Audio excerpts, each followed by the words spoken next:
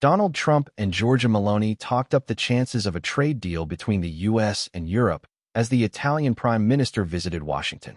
There will be a trade deal, 100%, Trump said, but it will be a fair deal, while Meloni said she was sure they could reach an agreement, later adding that her aim was to make the West great again. Meloni is the first European leader to visit Washington since Trump imposed, then paused, 20% tariffs on imports from the bloc. The U.S. president separately said on Thursday that he is confident of making a very good deal with China, adding that representatives from Beijing have reached out a number of times. Trump and Meloni enjoy a good relationship, and the Italian leader hopes to position herself as a bridge between the EU and the U.S. amid fractured relations and mounting concerns about the global impact of Trump's tariffs. Despite his confidence in an eventual deal, Trump said he was in no rush.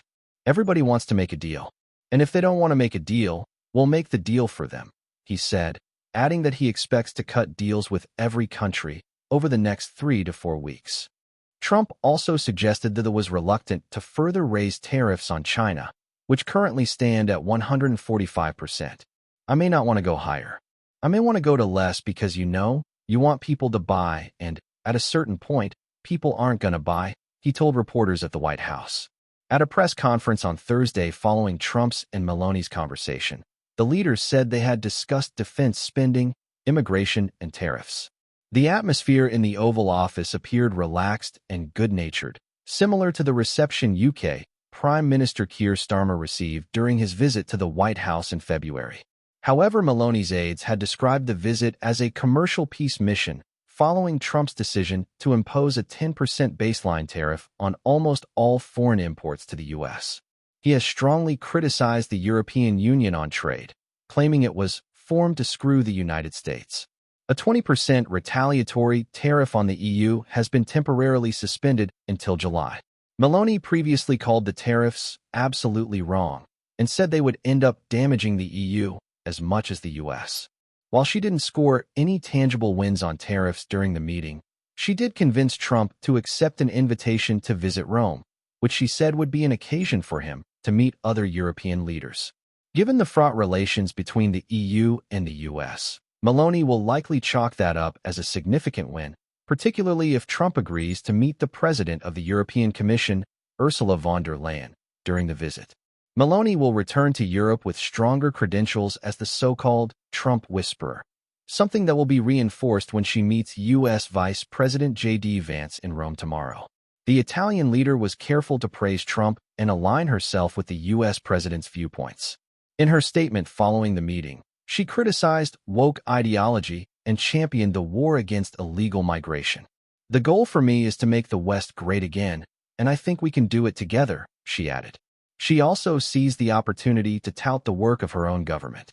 "I'm proud of sitting here as Prime Minister of an Italy that today has a very good situation, a stable country, a reliable country," Meloni said.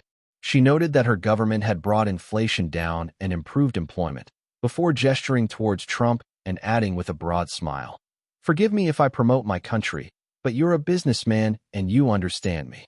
Trump grinned back. Meloni basked in the praise lavished on her by Trump, from compliments about her work as prime minister to gushing about her Italian sounding beautiful. The U.S. president praised Meloni for taking a tough stance on immigration and said he wished more people were like her. Meloni said that change was happening, thanks to the example set by Italy, referring to yesterday's EU announcement on safe countries. It was only occasionally that she showed a tinge of irritation when asked about Italy's low defense spending.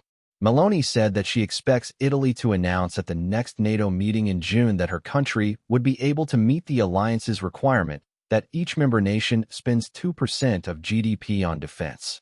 Defense spending has been a key sticking point for Trump, with the U.S. leader repeatedly demanding that NATO allies increase spending.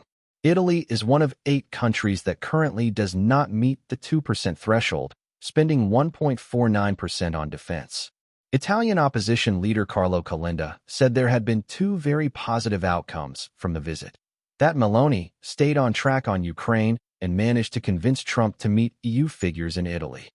Calenda said Meloni had gained credibility as a bridge between the U.S. and the EU, but criticized her praise of Trump's fight on woke culture.